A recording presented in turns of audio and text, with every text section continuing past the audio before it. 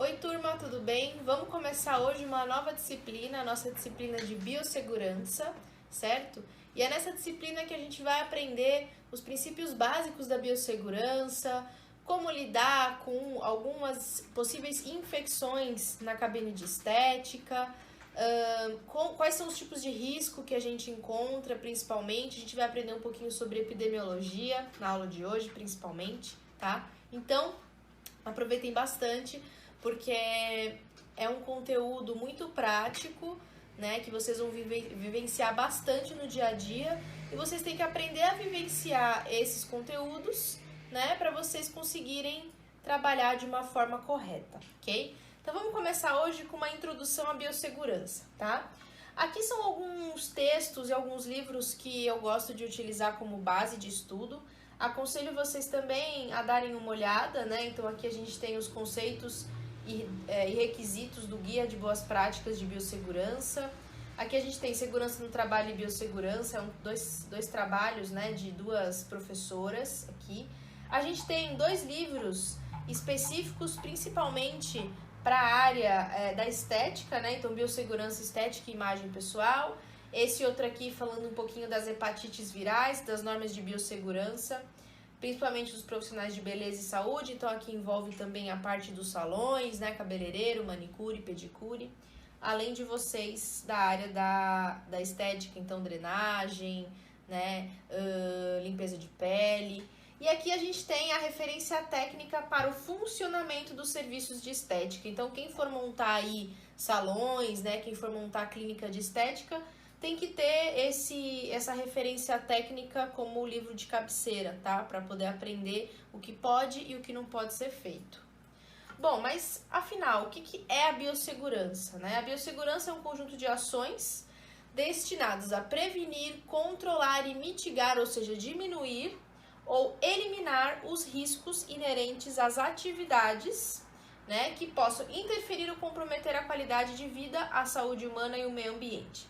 Então, esse conjunto de ações, ele serve não só pro paciente, por exemplo, ou pro cliente de vocês, mas também serve para vocês, pro meio ambiente e para a saúde como um todo, para todos aqueles que possam ser atingidos por aquele certo serviço, tá?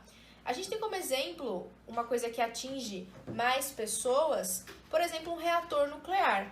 Quando a gente fala de um reator nuclear, se acontecer algum acidente dentro daquele reator, uma população ao redor muito grande vai ser atingida. Tá? A gente tem aqui em São Paulo o IPEM, que lá dentro tem reatores nucleares, né? Trabalha com energia nuclear.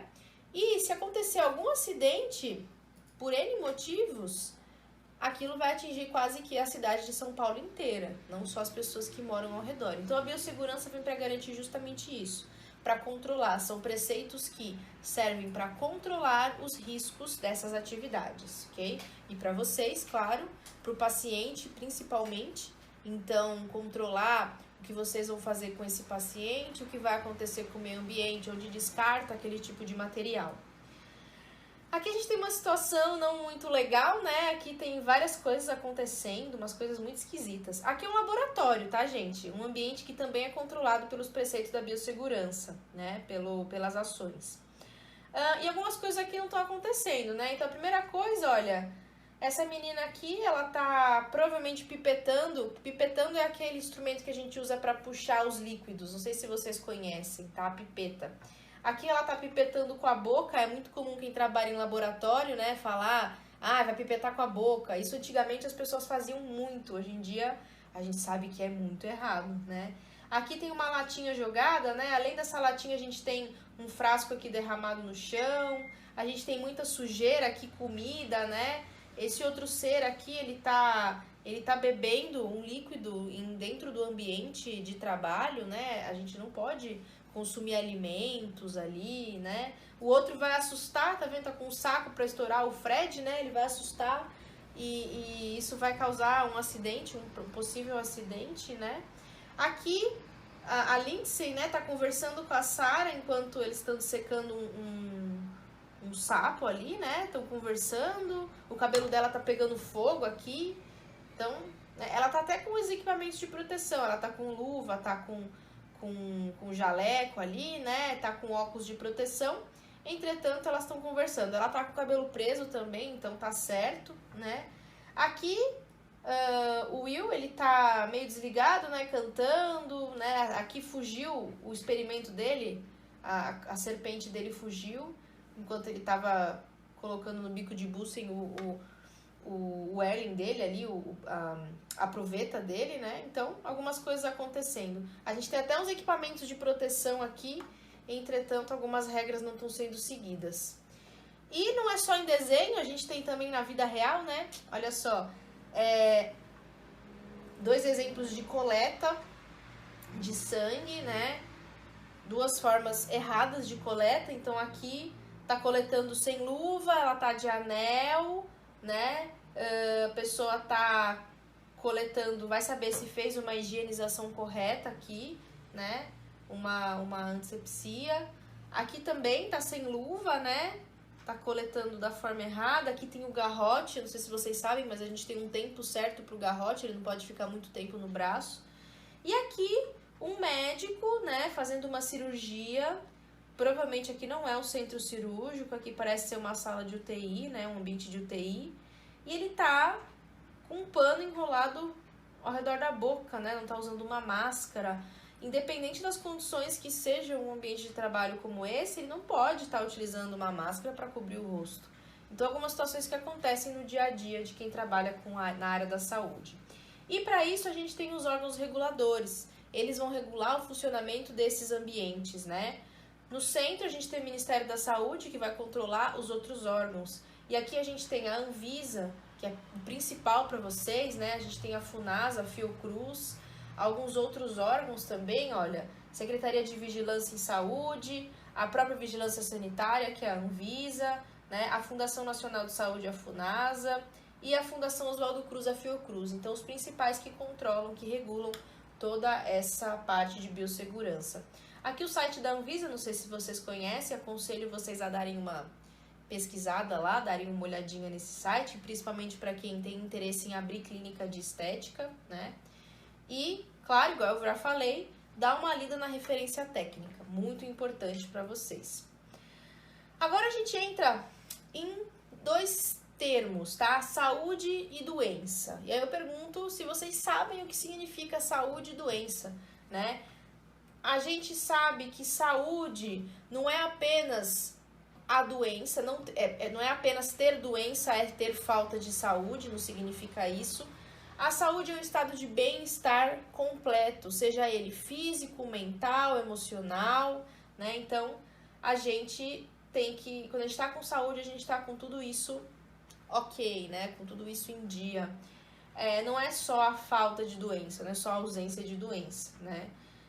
Então, determinantes gerais de saúde, incluindo a biologia, o ambiente, o estilo de vida, assistência médica, muito importante também para controlar nossa saúde. E aí, vocês consideram que vocês têm saúde?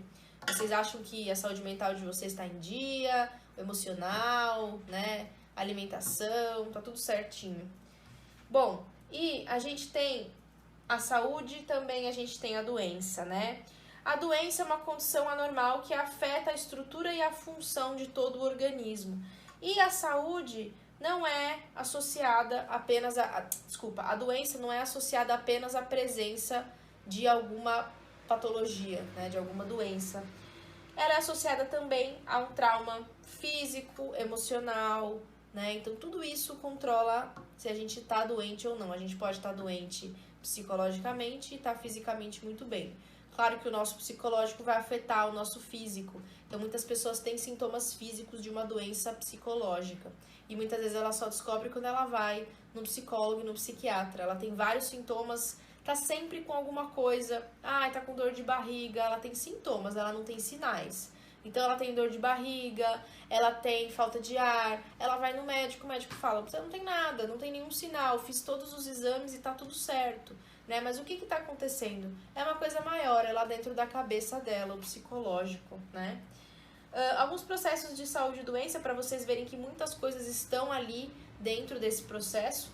Então, fatores sociais, psicológicos, ambientais, educacionais, culturais, econômicos, políticos, ecológicos e genéticos. Então, vejam quantas coisas estão inclusas nisso, né? Principalmente educacional, olha só. A gente tem que ter ali acesso à educação, ir na escola, as crianças, né? Frequentar um ensino de qualidade. Então, tudo isso envolve um processo saúde e doença. A gente tem aqui a saúde mental, né? Saúde mental foi o que eu falei para vocês agora, um bem-estar. Então, quando a gente consegue enfrentar as dificuldades, está ciente das suas próprias habilidades, consegue trabalhar de forma produtiva, é capaz de contribuir para a comunidade. Então, tudo isso envolve a nossa saúde mental. E olha só, aqui a gente tem dois casos, né? Esse cara aqui, ele tá super de bem com a vida, né? Ele, por mais que ele tenha problemas, ele tá lidando bem com isso. E esse outro, ele tá olhando com uma cara de tipo, como é que você, com todos esses problemas, consegue lidar bem e ficar bem, né? Então, o que importa é a gente saber lidar com os problemas. Eles sempre vão estar ali, a gente tem que aprender a lidar com eles. E algumas formas de prejudicar a saúde mental: preocupar-se em excesso com o futuro, avaliar-se de forma negativa, assumir responsabilidades alheias, tentar agradar sempre as pessoas, não gerenciar o tempo, pensar em demasia no passado, omitir as emoções, fazer sempre várias tarefas ao mesmo tempo, cobrar-se excessivamente e não ter hobbies e lazer. Então, algumas formas de prejudicar a nossa saúde mental. E aqui algumas dicas para ajudar na saúde mental no dia a dia, né? Então, sempre aprender técnicas de relaxamento, se alimentar bem, evitar o uso de medicamentos sem a prescrição médica, fazer atividade física, né? Organizar o tempo para conseguir realizar tudo o que necessita. Então, algumas coisinhas, algumas dicas para nossa saúde mental. E aqui a gente entra na parte de epidemiologia. A epidemiologia é o que vai estudar as doenças e vai estudar o quanto que alguns fatores interferem na sociedade, né? E quando a gente fala de epidemiologia, a gente tem 4 conceitos principais: pandemia, epidemia, surto e endemia. Olha, a gente está passando por uma fase agora que isso aqui, ó, pandemia, a gente está falando muito disso, né? A gente está falando muito de pandemia, a gente ainda escuta pessoas falando epidemia, mas o que é tudo isso, né? Vou começar do pequenininho, vou começar do surto. Tá vendo que uma bolinha tá dentro da outra? Então, vou começar com o surto primeiro. O surto é quando uma doença, ela aparece em um espaço delimitado. Então, por exemplo, um surto em uma creche, um surto em um quartel, por exemplo, um surto de piolho, né? O surto de alguma sarna. Então, uma coisa pequena que está delimitada apenas àquele local. Quando essa doença, né, ela se expande, ou até mesmo uma doença já aparece de uma forma maior, a gente está falando de epidemia. Um acontecimento em um curto período de tempo, de grande número de casos de uma doença. Mas a epidemia, ela está delimitada a um local. Então, por exemplo, um país, né, uma cidade, um estado. Então, uma epidemia. Já quando a gente fala de pandemia, é uma doença que se espalhou, uma epidemia que se espalhou para outros continentes, outros países, né? Então, grande proporção. A gente tem algumas doenças epidêmicas aqui no Brasil, né? Se essas doenças epidêmicas, elas se espalham, elas se tornam uma pandemia. Vamos pensar no que a gente está passando agora, né? Na Covid. Quando a gente fala da Covid, ela começou ali como uma epidemia. Na verdade, ela começou com um pequeno surto, né? Então, no caso, na verdade, ela foi adquirida num local, nem todo mundo que estava ali estava doente, né? Mas aí ela se espalhou rapidamente e começou com uma epidemia lá em Wuhan, né? Então, na província da China. Ela começou ali, começou a se espalhar, se espalhar, se espalhar. Quando o primeiro caso apareceu em outro país, ela já começou a ser caracterizada como uma pandemia. A AIDS, além da Covid, é uma pandemia também, tá? Então, que já se espalhou para todos os continentes. Já quando a gente está falando de uma endemia, a gente está falando de uma doença comum entre pessoas de uma mesma região. Então, a gente tem algumas regiões endêmicas no Brasil. Então, por exemplo, a malária, a dengue. Então, são regiões que a gente já espera que aquela doença vá acontecer em uma época definida do tempo. Então, por exemplo, no verão, a gente sabe que a gente pode ter a dengue por causa das chuvas, né? A malária também. Então, alguns lugares, eles já têm essa propensão a essas endemias. Vamos ver um pouquinho dessas endemias, né, e epidemias pelo mundo. Então, aqui a gente tem as endemias no Brasil, né? Então, as áreas afetadas pela febre amarela na Amazônia. A gente tem as áreas afetadas pela dengue, tá? Então, por exemplo, no sul da Bahia, na região sudeste, faixas endêmicas. E a gente tem algumas endemias pelo mundo, que aqui elas podem ser até pandemias, ou até mesmo, muitas vezes, uma epidemia. A malária, o HIV em várias regiões da África, tá? A tuberculose em diversas partes do mundo. Aqui ninguém sabe, mas a tuberculose é uma doença que tem se espalhado bastante aqui no Brasil, né? Muita gente não tem esse conhecimento, ok? Quando se viaja para uma área endêmica, é recomendável se prevenir, então tomar a vacina, né? A gente sabe disso quando a gente teve aquela epidemia de febre amarela aqui no Brasil, todo mundo teve que se vacinar, né? E aqui eu coloquei um gráfico para vocês, vamos entender, eu coloco alguns gráficos nessa aula, então vamos começar a aprender a ler esses gráficos, né? O que a gente tem nesse eixo aqui, ó? Pessoas em terapia antirretroviral. E aqui a gente tem os anos, de 2010 até 2016. Então esse gráfico ele vai falar do número de pessoas vivendo com HIV em terapia antirretroviral, globalmente, entre 2010 e 2016. Vejam que em 2010, a gente tinha 7,5 milhões de pessoas em terapia, né, com HIV e fazendo terapia.